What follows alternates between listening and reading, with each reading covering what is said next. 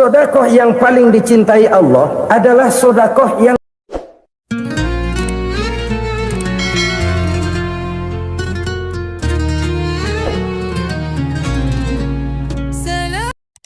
sedekah yang paling dicintai Allah adalah sedekah yang disembunyikan.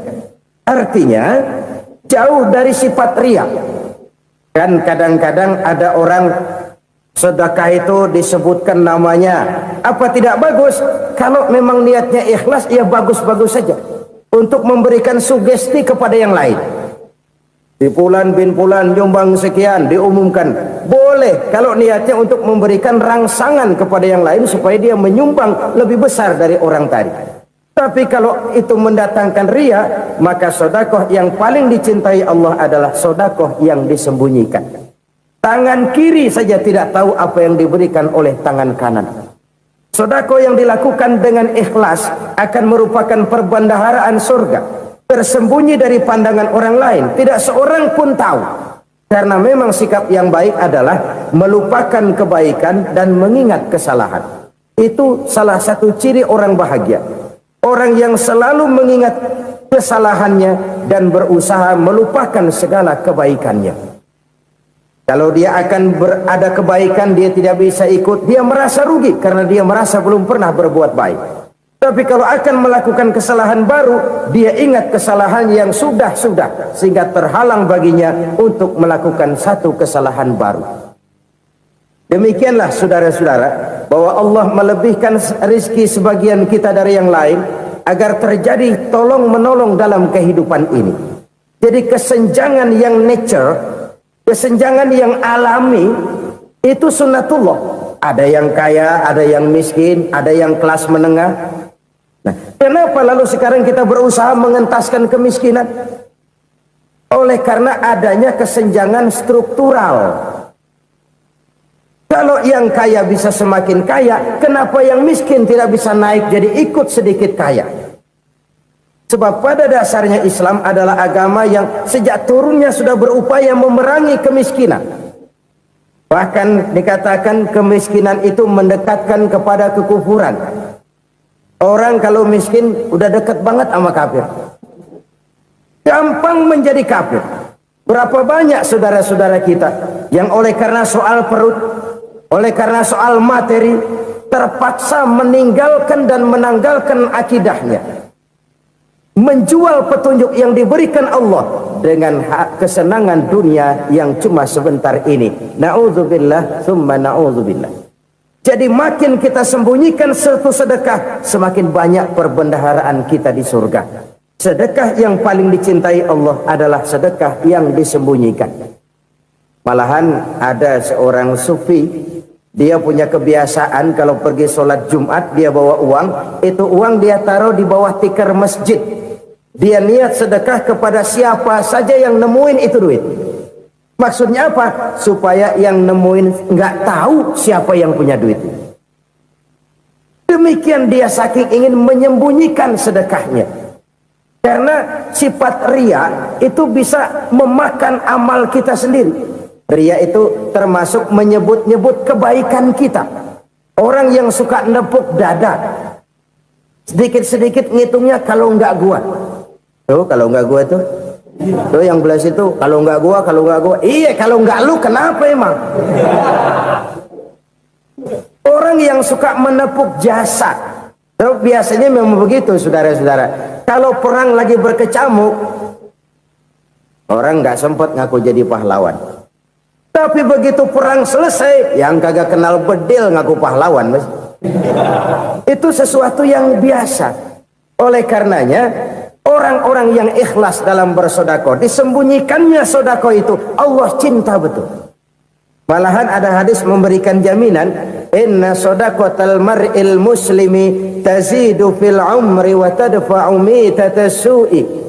Sesungguhnya sedekahnya seorang mukmin tazidu fil umri, bisa menambah umur panjang, wa tadfa'u mitatas su'i, dan menyelamatkan manusia dari mati secara su'ul khatimah. Jadi siapa yang kepengen panjang umur, banyaklah sedekah. Yang bosan hidup, pelit terus. Sedekah menambah panjang umur dan menyelamatkan manusia dari mati secara su'ul khatimah. Pak, katanya umur itu nggak bisa ditambah, nggak bisa dikurangin. Kapan? Kalau ajal sudah datang. Wa idza jaa ajaluhum la yastakhiruna sa'atan wa la yastaqdimun. Kalau ajal datang tidak bisa dimajukan, tidak bisa dimundurkan. Itu kalau ajal sudah datang. Tidak bisa lagi umur ditambah dikurangi, sudah datang. Tapi kalau belum datang, itu kan haknya Allah. Mau ditambah, mau dikurangi, hak prerogatif Allah. Sebagai pencipta manusia, Allah maha kuasa dan maha mampu. Sedekah ini menambah panjang umur dan menyelamatkan manusia dari mati secara su'ul khatimah. Itu orang mati kan sama ya, kondisinya mati, nggak nafas. Tapi hakikat mati kan lain-lain. Ada yang mati itu husnul khatimah, baik akhirnya. Misalnya lagi ngaji mati, lagi sholat mati, lagi sedekah mati. Ini yang dinamakan dengan husnul khatimah, baik di akhirnya. Sebaliknya ada yang su'ul khatimah, jelek di akhirnya. Ini yang jadi catatan akhir. Lagi nyekek botol, mampus. Lagi banting kartu, modar. Su'ul khatimah, jelek pada akhirnya. Sedekah menyelamatkan manusia dari mati secara su'ul khatimah. Dan kita semua kepengen mendapat husnul khatimah, jauh dari su'ul khatimah. Oleh sebab itu yang bisa menyelamatkan kita dari penyakit itu antara lain adalah sedekah yang disembunyikan, yang dikerjakan dengan ikhlas karena Allah, tidak karena kepengen dipuji orang, tidak karena ingin dikatakan orang pemurah. Sebab orang dermawan itu orang yang memberi tanpa harus diminta. Kalau masih harus diminta, ya belum dermawan namanya, masih harus diminta. Kalau nggak diminta ya tulus, lolos, polos. Saudara-saudara kaum muslimin rahimakumullah, harta adalah amanat dan akan kita pertanggungjawabkan. Allah melebihkan rizki sebagian kita dari yang lain agar kita saling tolong menolong, bantu membantu. Nabi janjikan siapa yang meringankan beban saudaranya muslim di dunia, Allah akan meringankan bebannya di akhirat nanti. Sebuah jaminan dari baginda Nabi. Si orang yang kita bantu barangkali tidak bisa membalas, Allah yang akan membalas lewat jalan lain yang tidak pernah kita sangka-sangka. Ada orang tanya, Pak, ini ada orang nyumbang masjid sambil marah-marah, bagaimana? Saya bilang sumbangannya aja ambil, marahnya jangan. Marahnya jangan diambil, itu urusan dia. Saudara-saudara kaum muslimin rahimakumullah, umat Islam ini kan umat yang punya potensi besar. Kadang kita merenung, kenapa kadang-kadang pembangunan masjid kok lambat sekali? Kalau hotel hari ini peletakan pertama, bulan depan peresmian. Supermarket hari ini peletakan batu pertama, minggu depan peresmian. Tapi kalau sudah yang namanya masjid, kadang-kadang peletakan batu pertama sekaligus jadi batu terakhir. 3 tahun, 4 tahun, campur nebar jalak di jalanan, duit dijaring kayak ikan sepat. Apa tidak ada orang Islam yang kaya? Banyak. Apa tidak ada pengusaha muslim yang jadi konglomerat? Ada. Lalu yang belum banyak itu yang komit terhadap nilai-nilai agamanya. Akhirnya kita jatuh jadi umat yang lemah. Belum ada pengusaha konglomerat muslim buka pabrik supermi cap bedug misalnya umpamanya atau pabrik kecap cap sorban supaya identitas keislamannya sedikit kelihatan. Kita jatuh jadi umat yang lemah karena potensi tidak terinventarisir dengan baik. Kita ini ibarat kompor yang cuma matengin nasi orang lain. Potensi kita dimanfaatkan oleh orang lain. Ukhuwah Islamiyah kita baru terbatas kepada silaturahmi. Ukhuwah di bidang ekonomi kita lemah, ukhuwah di bidang kebudayaan kita lemah, apalagi ukhuwah di bidang politik kita lebih rapuh lagi. Padahal ukhuwah itu adalah totalitas kehidupan manusia, menyangkut ipolexos bud, memerlukan nilai-nilai ukhuwah. Jadi oleh karena itu mari kita menyadari di dalam harta kita, walaupun kita yang cari pergi pagi pulang sore peras keringat banting tulang, di sana ada harta anak yatim, di sana ada hak masjid, di sana ada hak pesantren, di sana ada hak jihad. Berbahagialah seseorang apabila dia oleh Allah dijadikan keran. Keran itu menyimpan air, tapi tidak untuk dirinya, tapi disalurkannya kepada mereka yang memang memerlukannya. Saudara-saudara kaum muslimin rahimakumullah, ini yang pertama.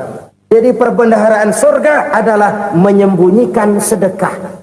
Orang lain nggak tahu, kita pun nggak pernah ngitung-ngitung. Kita anggap lewat begitu saja, padahal itu deposit akhirat. Satu. Yang kedua, perbendaharaan surga itu apa? Wa kitmanul musibah, menyembunyikan kesulitan. Kadang orang takut menghadapi kesulitan, tapi makin kita merenung, hidup ini kan sebenarnya urusan. Takut sama urusan, ya jangan hidup. Tandanya orang hidup itu kalau punya urusan. Urusan merupakan problem sering menimbulkan kesulitan. Kesulitan bukan untuk ditakuti, tapi untuk diatasi dan dicarikan jalan keluarnya. Siapa sih orangnya yang nggak pernah sulit-sulit? Makin tinggi status sosialnya, makin gede urusannya. Makin tinggi kualitas imannya, makin berat tingkat kesulitannya. Cuma memang yang namanya enak itu seperti pelangi. Biang lala itu nggak pernah di atas kepala kita, di atas kepala orang melulu. Lu sih enak lu, kata kita. Dia juga bilang yang enak kan lu. Pelangi itu nggak pernah di atas kepala kita. Kata tukang beca, aduh enak ya naik Mercy. Kata tukang beca, apa yang di dalam mobil Mercy? Aduh enak bener tukang beca, di jok ngeringkuk ngorok pules bener. Saya kamar pakai AC sejuk, tempat tidur sutra empuk, alga spring bed, gula kulik nggak bisa pules kalau belum minum Valium, belum tidur. Enak bener tukang beca, di jok ngorok nggak tahu wetan kulon. Si tukang beca bilang yang di Mercy enak, yang di Mercy bilang tukang beca enak. Inilah enak, nggak pernah di atas kepala kita, di atas kepala orang lain melulu enak itu. Nah saudara-saudara, yang merupakan perbendaharaan surga itu orang yang bisa menyembunyikan kesulitan, baik pribadi ataupun rumah tangga. Nih terutama rumah tangga yang jadi soalnya. Kadang-kadang kita ini kalau senang, sebaliknya kalau senang kita diam, kalem aja, cuek. Banyak banget duit kita bawaan, diam aja udah. Malah ketemu orang takut. Tapi begitu susah, sekampung tahu. Padahal Nabi mengajarkan perbendaharaan surga itu menyembunyikan musibah, menyembunyikan kesulitan. Kalau enak, cerita sama orang-orang. Kalau nggak enak, rasain sendiri, tekan sendiri, atasin sendiri. Kita kan sebaliknya. Senang kita diam, asal lagi susah, paling tidak kita nyari teman buat cerita kesusahan. Siapa orangnya yang nggak pernah susah? Cuma soalnya bagaimana kita mengatasi kesusahan itu sendiri. Begitu juga misalnya kalau orang sudah berumah tangga, itu orang tuanya harus menjadi tempat dia cerita yang enak-enak saja. Yang nggak enak rasain berdua, selesaikan berdua, atasin berdua. Jangan dibalik. Asal senang diam, giliran susah saja. Maknya laporan. Terbalik. Bisa menjaga security informasi. Maka nama bayam keluar diam, malah seluitan. Enak amat lo makan daging ayam. Security informasi. Saudara-saudara kaum muslimin rahimakumullah, ujian yang terberat itu yang pernah diberikan kepada para nabi, para rasul, para aulia, para ulama. Makin tinggi keimanan, makin berat bentuk kesulitan. Ayo saya kemukakan satu contoh saja. Ada seorang nabi yang kaya, nabi kaya, namanya Nabi Ayub. Iblis kalau orang begini kan keki. Ibadahnya rajin, kaya. Nih yang kayak begini susah digodain. Kalau ibadahnya rajin, miskin, kali bisa disogok. Sini imannya mantap, ibadahnya rajin, kaya, nabi lagi. Oh, tapi namanya iblis nggak kurang akal. Laporan, Tuhan, kenapa Les? Ya ini bahasa saya, bahasa Qurannya sih nggak gitu. Itu hambamu yang namanya Ayub, dia rajin ibadah cuma karena dikasih kaya aja. Coba kasih miskin dia, berhenti dia sembahyang. Ah, kamu bisa aja. Saya tahu Ayub itu hambaku yang ikhlas. Saya buktiin Tuhan, silahkan. Dibuktiin lah, iblis turun ke alam ini. Yang mula-mula dia lakukan, dia rusak sawah ladang Nabi Ayub. Dia binasakan binatang ternak Nabi Ayub. Sehingga dalam waktu singkat, jatuhlah Nabi Ayub dari orang paling kaya, jadi orang paling miskin. Beliau masih ibadah di mihrab dalam masjid. Datang iblis. Saudara Ayub, ya. Lagi ngapain? Ibadah. Nyembah Allah, nyembah Allah. Oh, percuma. Kenapa? Tuhan yang ente sembah nih, dia udah bikin miskin ente. Sawah ladang ente hancur lebur, binatang ternak binasa. Sekarang ente jadi orang paling miskin. Ngapain nyembah Tuhan kayak begitu? Tekor. Udah berhenti dah ibadah, berhenti ibadah. Ini iblis sama Tuhan laporannya lain, yang dikerjakan kepada Nabi Ayub juga lain. Benar begitu iblis kata Nabi Ayub? Iya, sawah ladang saya habis, buras. Binatang ternak saya binasa, binasa. Saya miskin, bangpak. Apa jawab Nabi Ayub? Bukan innalillahi, ya, ini hebat. Alhamdulillahillazi a'tani wa akhadha minni. Segala puji bagi Allah yang telah memberikan harta kepada saya dan sekarang mengambilnya lagi. Alhamdulillah. Allah yang ngasih, Allah yang ambil. Itu mah urusan Allah. Iblis cuman ibadah jalan terus, sujud lagi Nabi Ayub. Iblis seleher gondok banget. Dasar Nabi nggak mempan dia apa-apain. Miskin malah alhamdulillah. Allah yang ngasih, Allah yang ngambil. Jadi kalau kita tidak komit, kita tidak terikat kepada kaya, miskin, senang, susah, apa yang bisa bikin kita susah? Jadikan kekayaan, kemiskinan, jadikan senang, susah sebagai anak buah yang bisa kita atur. Jangan kekayaan ngatur kita, jangan kemiskinan ngatur kita. Kita yang harus mengatur mereka. Senang, susah, kaya, miskin, bahagia, sengsara, jadikan itu anak buah yang bisa kita atur. Kalau sekarang kita kaya, lain saat boleh jadi kita miskin, semiskin-miskinnya. Allah yang ngasih, Allah yang ngambil. Tenaga mana yang bisa menghalangi? Ibadah jalan terus. Iblis makin gondok. Dasar Nabi loh. Akhirnya apa? Nabi Ayub dikerjain, diberikan penyakit. Demikian fatal penyakitnya. Bayangin, udah miskin sakit. Masya Allah. Miskin sakit. Sakitnya nggak lama, kira-kira 16 tahun. Istrinya 3, 2 mental minta ceraiin. Ngerawatin laki bengek begini. Senang belum tentu, susah udah pasti nih. Cerai aja, cerai dah. Cerai. Tinggal satu Siti Rahmah yang setia menemani beliau. Sesetia-setianya hati perempuan. Satu saat Siti Rahmah bilang, "Bang, iya, abang kan Nabi bang. Lalu namanya Nabi kan doanya jarang meleset bang.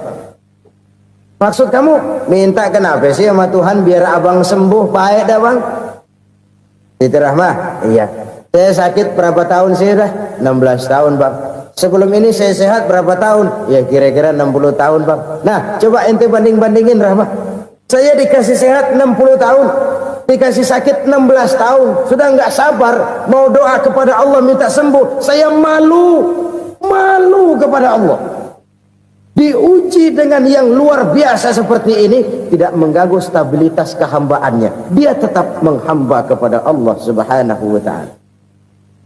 Saudara-saudara kaum muslimin rahimakumullah, kunci menghadapi kesulitan itu apa? Allah jelaskan dalam satu ayat, wa basyiris sabirin alladzina iza asabathum musibah qalu inna lillahi wa inna ilaihi raji'un. Gembirakan orang-orang yang sabar. Siapa mereka itu? Yang apabila mendapat musibah mereka kembali kepada keyakinan dasar, segalanya dari Allah dan segalanya akan kembali kepada Allah. Ini konsepsi dasar dari sikap muslim dalam menghadapi berbagai kesulitan. Segalanya dari Allah, segalanya akan kembali kepada Allah. Kalau ini sudah kondisi dasarnya, maka kita akan lapang menghadapi kenyataan bagaimanapun pahitnya. Apakah itu namanya miskin, apakah itu namanya sakit, bahkan maut sekalipun. Maut sekalipun, segalanya dari Allah, segalanya akan kembali kepada Allah. Ini sikap hidup, bukan sekedar ucapan. Kita kadang-kadang menjadikannya sebagai ucapan. Mulutnya sehingga berhenti, innalillahi wa inna ilaihi raji'un, tapi nangisnya terus gerung-gerungan. Bukan itu, ini kesadaran moral. Kalau segalanya dari Allah, segalanya kembali kepada Allah, kan sebenarnya cuma nunggu giliran. Hari ini saya nyembayangin dia, entah hari apa saya disembayangin orang. Hari ini saya antar dia ke kubur, entah hari apa orang nganterin saya ke kubur. Hari ini saya tahlilkan dia, entah nanti kapan orang tahlilkan saya. Segalanya dari Allah, segalanya akan kembali juga kepada Allah. Oleh sebab itu saudara-saudara, kesulitan bukan untuk ditakuti. Kesulitan justru untuk diatasi, dicarikan jalan keluarnya. Dan tidak ada orang yang tidak pernah mendapat kesulitan. Tidak ada. Semakin tinggi status sosial, semakin tinggi kualitas keimanan, semakin besar juga tingkat kesulitan. Hanya saja bagaimana cara kita mengatasinya. Dan Al-Quran menyatakan, inna ma'al usri yusra. Di balik kesulitan itu pasti ada kemudahan. Roda itu berputar. Karena itu Rasulullah Sallallahu Alaihi Wasallam mengingatkan kepada kita, ta'arraf ilallahi firraha ya'rifka fisyiddah. Ingatlah kepada Allah di waktu kamu senang, supaya Allah ingat kepada kamu di waktu kamu susah. Kalau waktu senang kita ingat kepada Allah, kita susah, Allah tidak akan meninggalkan kita. Tapi kalau waktu senang kita jauh dari Allah, sujud tidak sempat, dengan masjid jauh, ketika senang kita lupakan Allah. Nanti begitu kita susah, Allah lupakan kita. Dan itu menyakitkan. Oleh karena itu orang-orang tua kita dulu bilang, kalau lagi sehat ingat-ingat lu bakal sakit nanti. Kalau lagi kaya ingat-ingat satu saat kita bakal jatuh miskin. Bahkan kalau lagi muda ingat-ingat kita bakal tua. Dan yang terpenting, kalau lagi hidup ingat-ingat kita bakal mati. Saudara-saudara kaum muslimin rahimakumullah. Jadi yang kedua yang merupakan perbendaharaan surga, menyembunyikan musibah. Saudara-saudara kaum muslimin rahimakumullah. Hal ketiga yang merupakan perbendaharaan surga adalah wasilatur rahmi. Orang yang suka bersilaturahmi. Sebagaimana yang kita maklum bahwa manusia adalah makhluk yang disebut zon politika. Makhluk sosial yang tidak mungkin hidup sendiri-sendiri. Betapa dan siapapun kita memerlukan orang lain. Bodoh betul manusia kalau tinggal di tengah masyarakat tapi tidak mau bermasyarakat. Merasa hebat sendiri, pinter sendiri, gagah sendiri, kaya sendiri. Mungkin kalau mati juga ngubur sendiri. Jangankan kita di sini, di sorga saja Nabi Adam waktu sendirian bengong melulu, mondar mandir. Allah tegur dam sepi dam. Ya ini kalau bahasa saya. Iya Tuhan, sepi ini nggak ada coret-corekan pisan ini. Diciptakan Siti Hawa baru anteng Nabi Adam. Itu di surga. Cobalah. Umpamanya saudara tinggal di Jakarta nih. Kayak bener. Apaan aja di Jakarta punya saudara dah. Jembatan Semanggi ambil. Monas, Buntel bawa pulang. Hotel-hotel ambil semua. Cuman tinggal di Jakarta sendirian, apa enaknya? Betapa dan siapapun kita perlu orang lain. Tidak ada seorang pun yang bisa memenuhi kebutuhan hidupnya secara sendiri-sendiri. Nah, Islam telah menyelamatkan manusia dari ras diskriminasi, mengikat manusia dengan persaudaraan yang berlandaskan kepada akidah. Karena itu dianjurkan bersilaturahmi. Bahkan Nabi menyatakan, man arada ayyubsata lahu fi rizqihi wa yunsa'a fi atharihi falyasil rahimah. Siapa yang kepengen diluaskan rezekinya dan dipanjangkan usianya, banyaklah ia bersilaturahmi. Siapa yang kepengen dimudahkan rezekinya, hendaknya ia banyak bersilaturahmi. Kalau banyak teman, kesulitan kan paling tidak ada tempat cerita. Udah susah, sendirian kita pikirin diri, nggak ada tempat tukar pikiran. Cepet banget sama bengek. Dilawan sendiri. Nah, secara makro kita bisa berkata, tidak mungkin ada kemenangan kalau tidak ada kekuatan. Tidak ada kekuatan kalau tidak ada kesatuan dan persatuan. Tidak mungkin ada kesatuan dan persatuan tanpa semangat silaturahmi. Kalau umat Islam mau menang, dia harus kuat. Kalau umat Islam mau kuat, dia harus bersatu. Kalau umat Islam mau bersatu, dia harus membudayakan silaturahmi ini. Bahkan sampai-sampai kata Nabi, kalau bisa cari nilai tambah. Apa? Silman qata'ak. Bersilaturahmilah kau kepada orang yang marah denganmu. Masya Allah, indahnya ajaran agama kita. Orang yang marah pun kepada kita, kata Nabi, kalau bisa bersilaturahmilah kepadanya, kepada orang yang marah itu. Di situ nilai tambah. Cuman jujur nih hadis, ngucapinnya gampang, ngamalinnya yang berat banget. Orang marah sama kita disuruh silaturahmi, ada apa sama lu? Lu marah, ada gua marahan lagi. Tunggu pikirin. Saudara-saudara kaum muslimin rahimakumullah. Tapi ini yang diajarkan, bahkan ini yang dicontohkan oleh baginda Rasul. Bagaimana begitu mudah, misalnya satu saat Abu Jahal ini ngatur strategi bagaimana bikin Muhammad celaka. Dia gali lubang di depan tempat tidurnya. Dia tutupin daun korma. Terus dia panggil seseorang, ke sini. Kasih tahu Muhammad, pamannya sakit keras, minta ditengokin. Berangkat orang ini ke sana. Muhammad, labbaik. Pamanmu sakit keras, dia minta ditengokin. Baik, saya akan datang menjenguk beliau. Berangkatlah Nabi ke rumah Abu Jahal tanpa prasangka apapun. Abu Jahal udah pasang setil, selimut 3 rangkap setengah dipakai, persis kayak orang meriang. Tapi sembari ngintip dari balik selimut, begitu Muhammad buka pintu, nah masuk perangkap nih. Muhammad jalan menuju tempat pembaringan.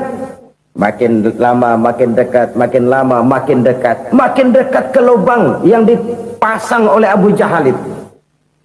Dalam hati Abu Jahal, terus dah jatuh, mampus dah lo ini. Mampus lo hari ini nih.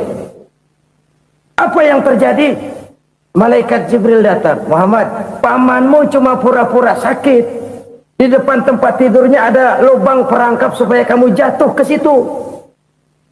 Sudah, kamu pulang. Balik kanan Nabi. Sudah hampir jatuh ke lubang, balik kanan, pulang. Bayangin kecewanya Abu Jahal. Muhammad dikit lagi, Muhammad dikit lagi. Enggak paman, saya pulang aja. Emosi bangun dari tempat tidur, enggak sadar kalau lagi pura-pura sakit. Lompat ngejar Nabi, dia lupa dengan lubang yang dia gali. Pusrak, nyemplung sendiri ke dalam lubang.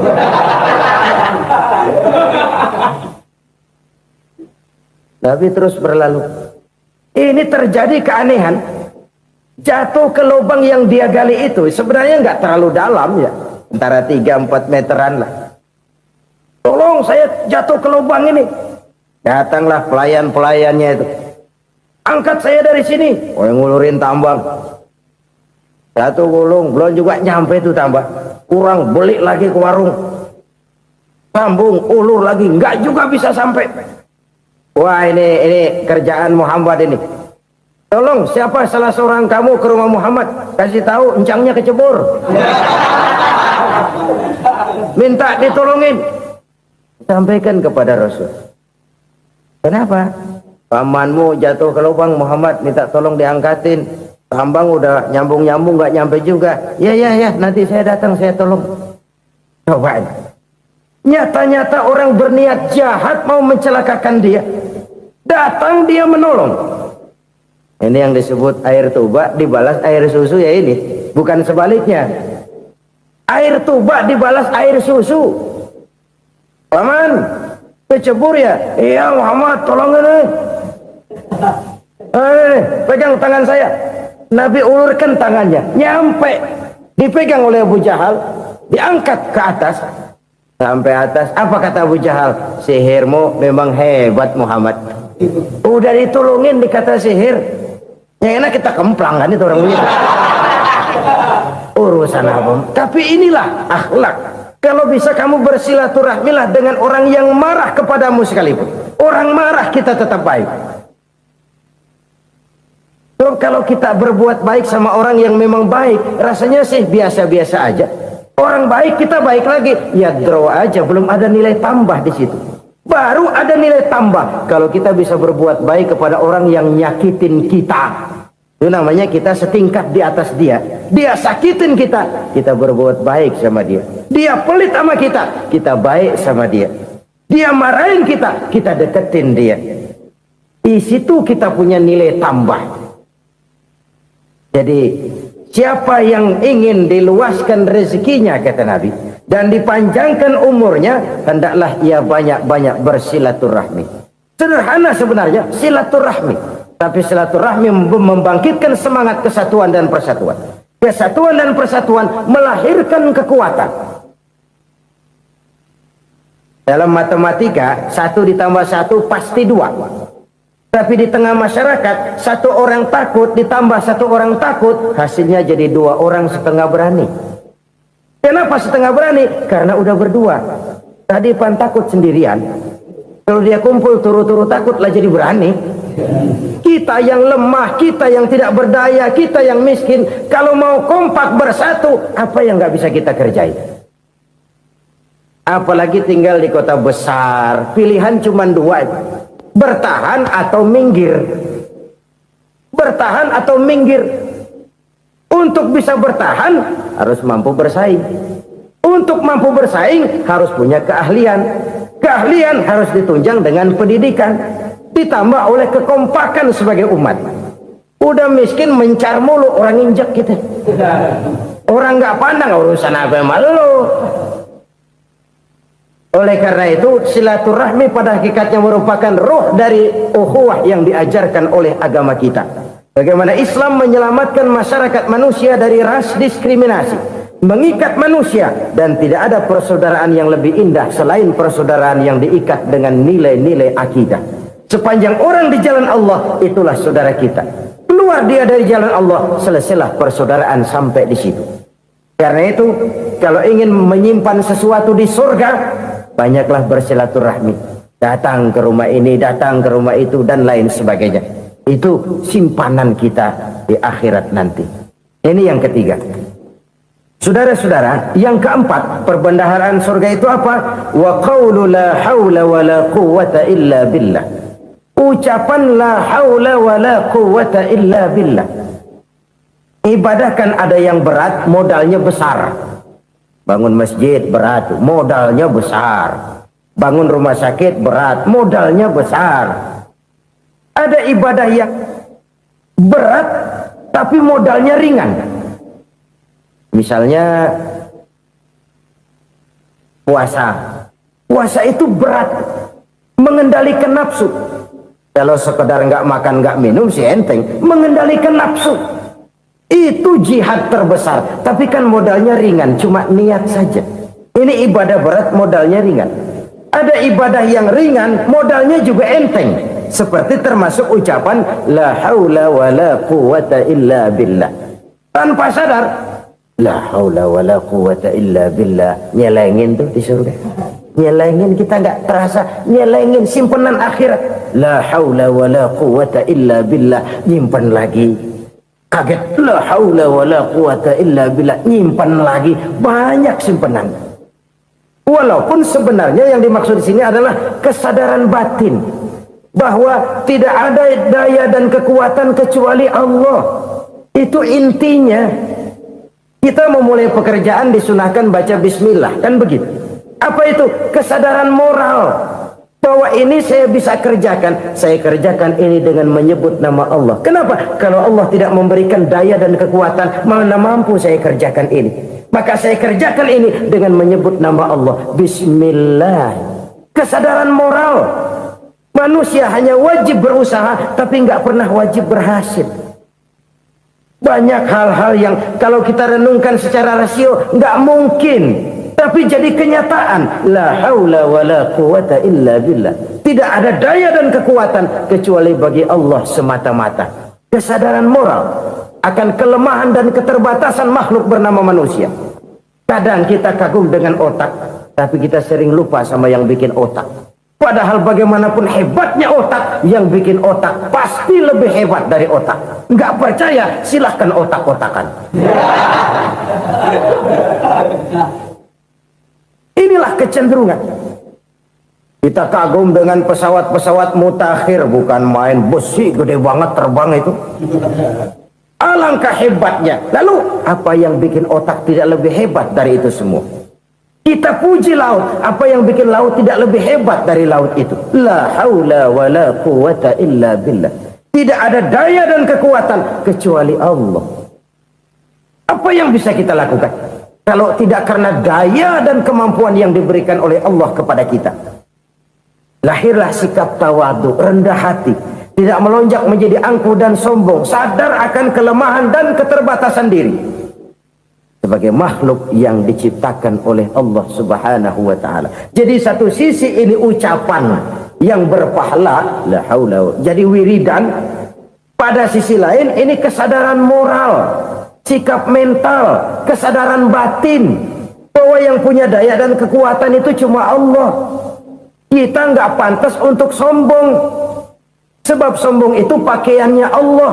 Kita nggak sedang pakai pakaian Allah, kegedean. Dan makin kita renungi, makin terbentur. Apa sih yang bisa kita sombongin? Kita mau sombong apa? Kaya, pintar, itu kan semua relatif.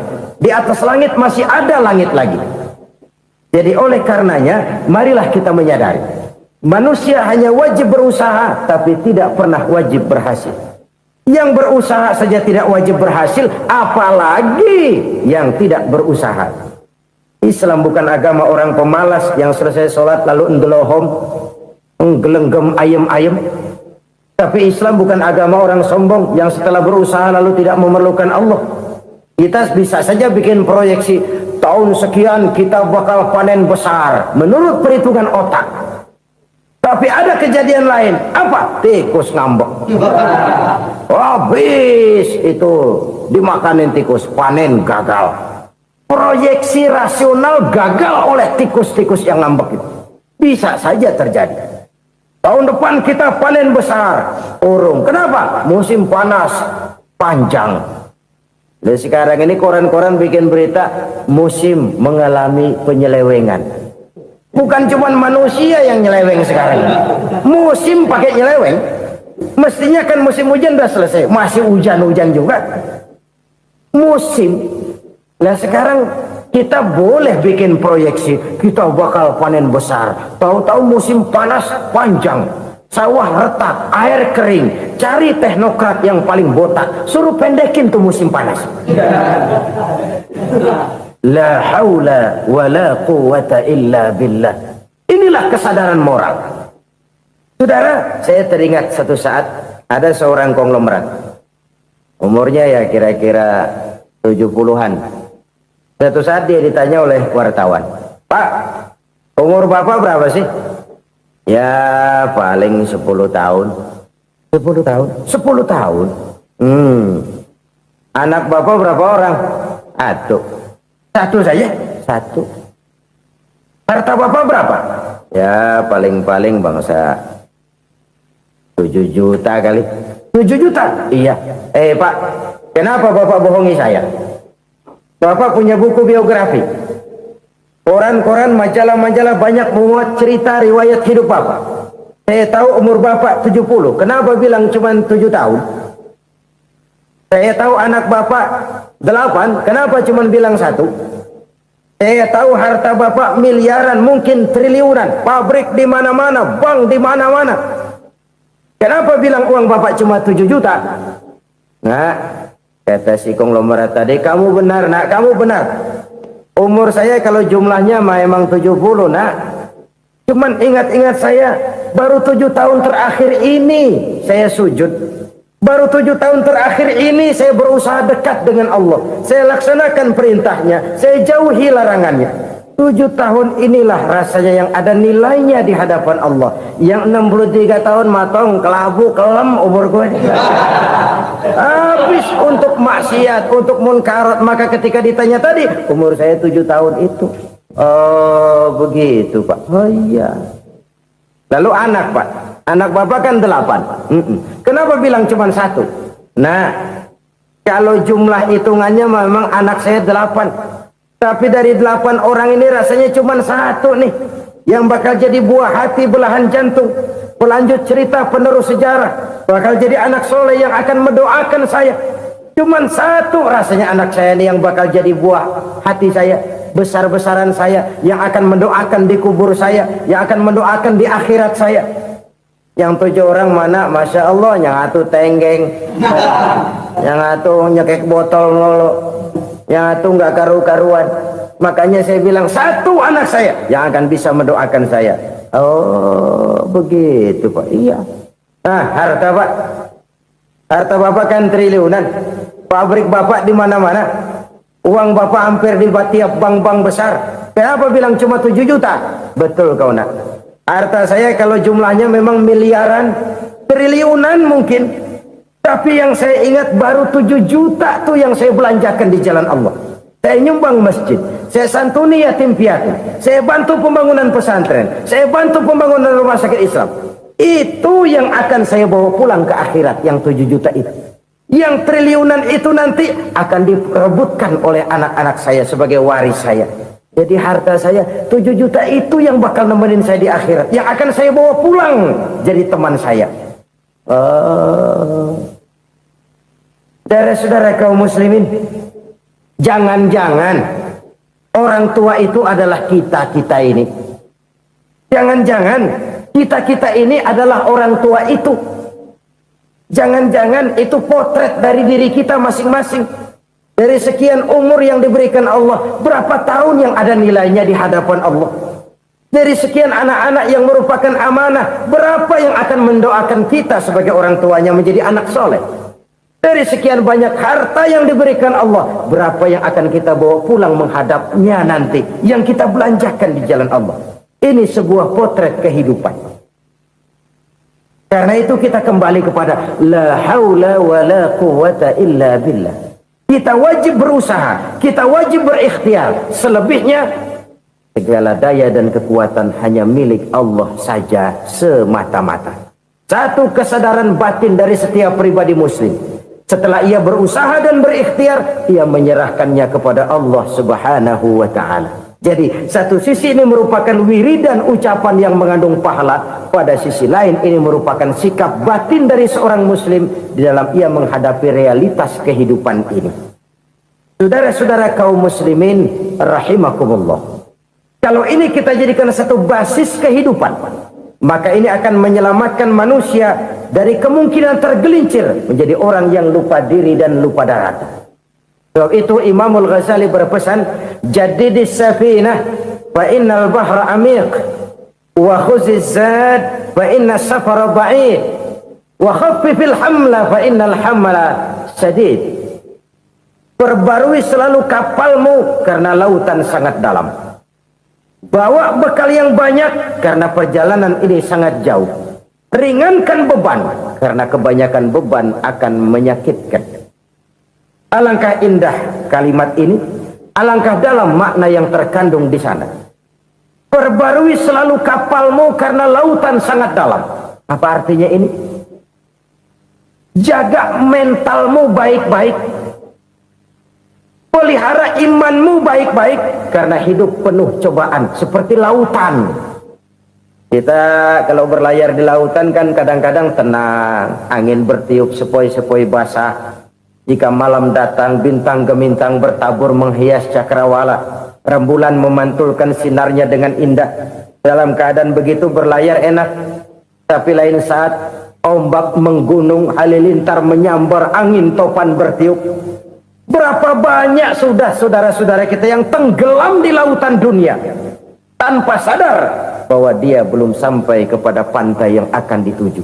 Berapa banyak sudah saudara-saudara kita yang tenggelam di lautan dunia ini tanpa sempat bangkit lagi. Dia menyangka sudah sampai kepada tujuannya. Hati-hati kapal jangan sampai bocor karena lautan sangat dalam. Iman ini jaga baik-baik karena hidup penuh dengan ujian. Wa khuzizat fa inna safara ba'id. Bawa bekal yang banyak karena perjalanan sangat jauh. Saudara mau ke Bandung, bawa duit. Saudara mau ke Surabaya, banyakan lagi duitnya.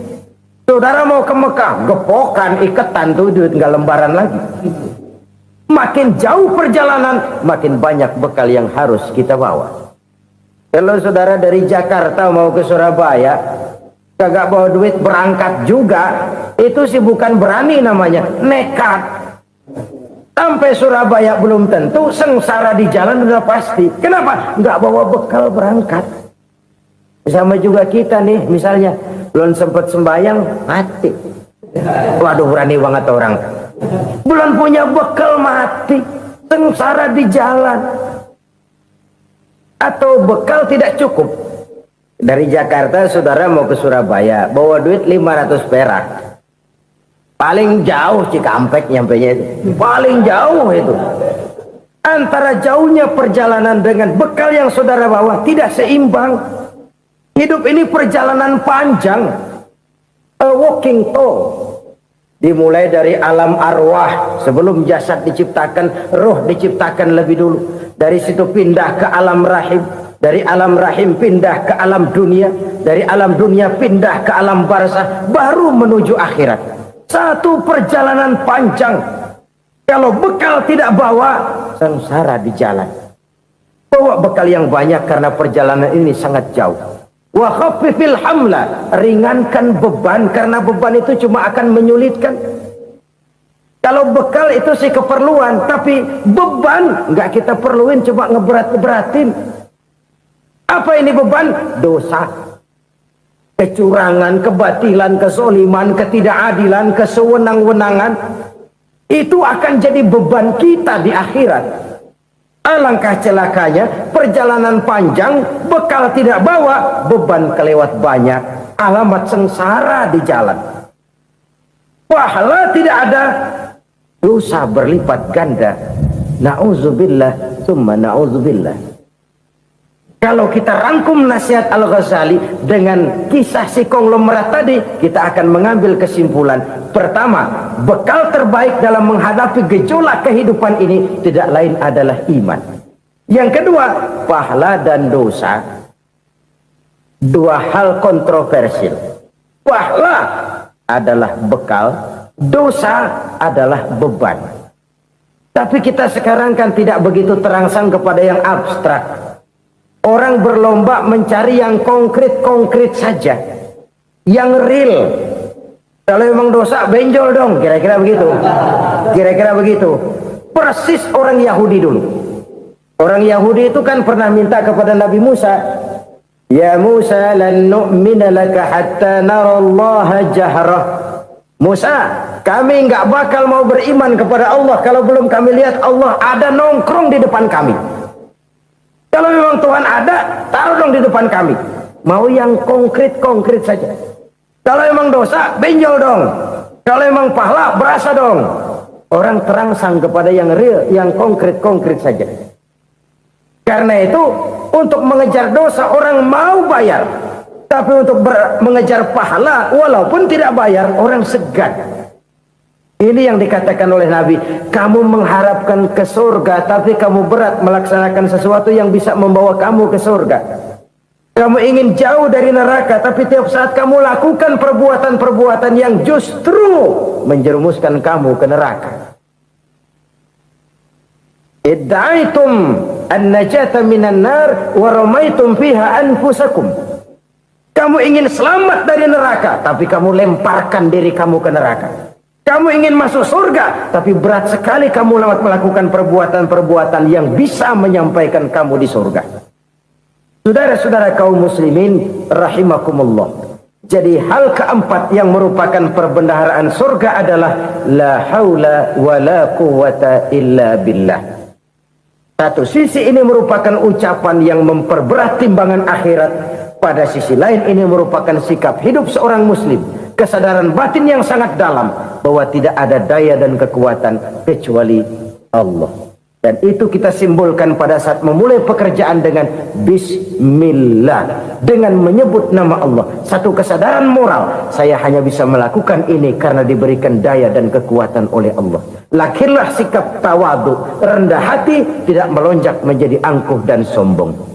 Saudara-saudara, sampai sini dulu jumpa kita kali ini. Semoga 4 perbendaharaan surga ini dapat kita lakukan, yang kelak akan merupakan bekal kita di kemudian hari nanti. Amin ya rabbal alamin. Bapak-bapak, ibu-ibu, saudara-saudara kaum muslimin rahimakumullah. Di dalam kehidupan kita sebagai seorang muslim, minimal